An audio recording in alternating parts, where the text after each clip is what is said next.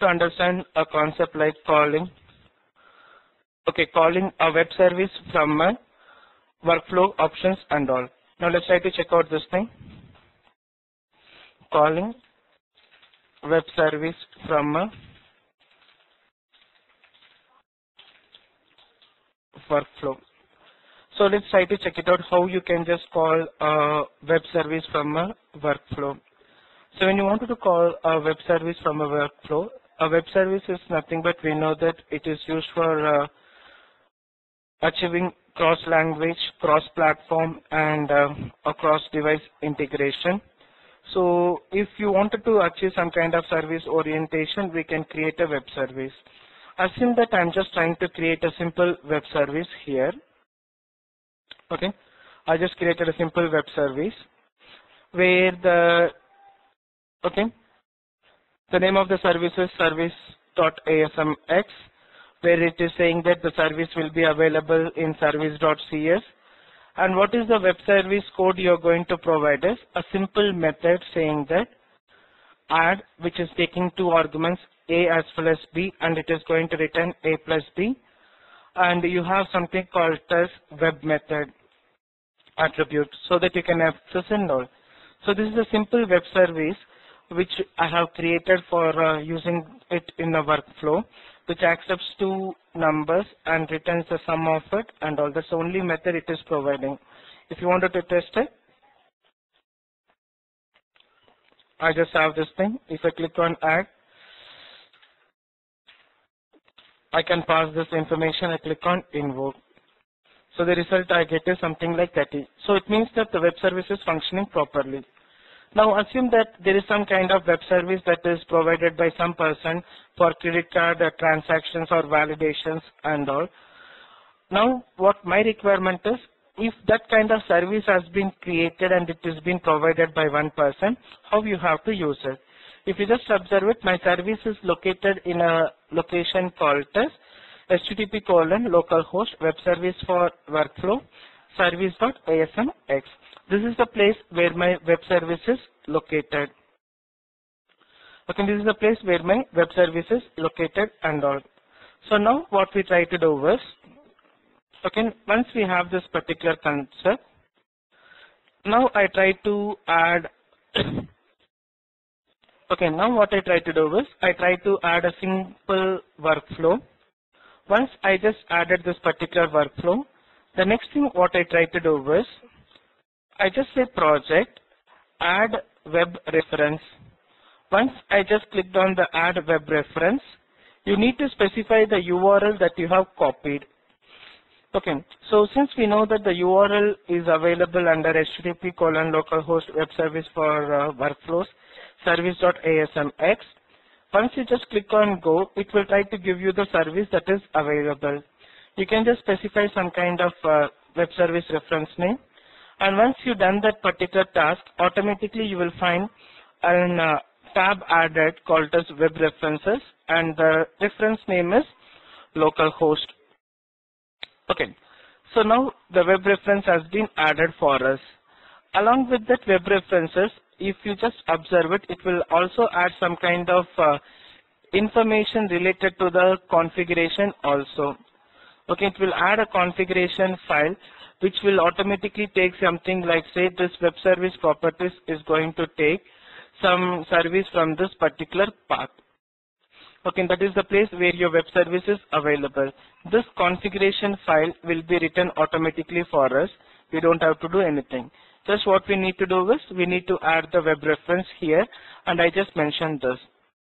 Once I have done this particular thing, what I try to do is, I try to take a code activity, and once I just place a code activity, there is one more option that is available called as invoke web service activity.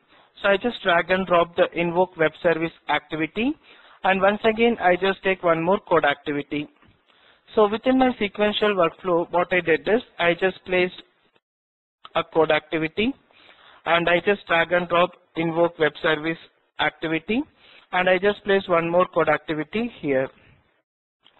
Okay, these are the activities that are available for us. Okay, these are a set of activities which are available for us and all. Okay. So once we have done this particular thing, let's try to just write a simple code what we need to do with. So here what I'm trying to do is, like the previous application itself, I'm trying to define two public properties or automated properties. One I call it as a property called as A, which is of type integer, and another property called as B, which is again of type integer, and one more property I'm trying to define it, that is called as return value, which is again of type integer. So once I define this particular activities here, properties here, in the first code activity what I try to do is, I just simply specify the value for A as well as B. Once I done this particular task, next what I try to do is, I just go for something called as invoke web service activity. Here I need to mention certain things and all. So invoke web service activity, what I need to do is, the first thing I have to specify the URL where your service is available. Okay, you have to specify the URL where the service is available.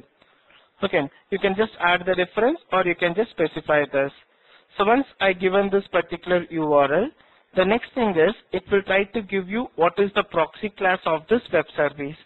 The name of the class which is present in our web service is a class called as service. So I just take that the proxy class name is service. And what is the method this particular web service should invoke and all. So the invoke web service activity, I'm saying that it has to invoke a method called as add. Once I set these three properties, one is URL, proxy class and the method name, then what happens is automatically you get this particular properties defined for us.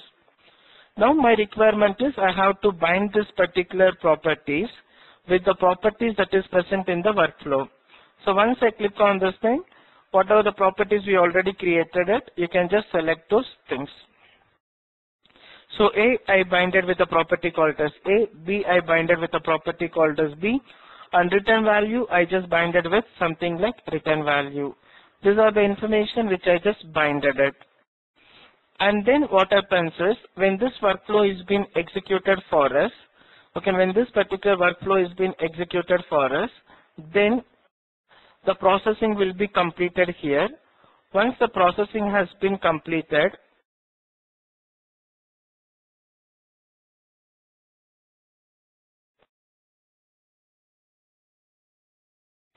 okay, once the processing has been completed here, then what happens is the code activity can process this thing. And I'm just trying to collect the results, and I just simply say console.writeLine, result is so and so, and then I simply say console.readLine, just for halting this particular thing.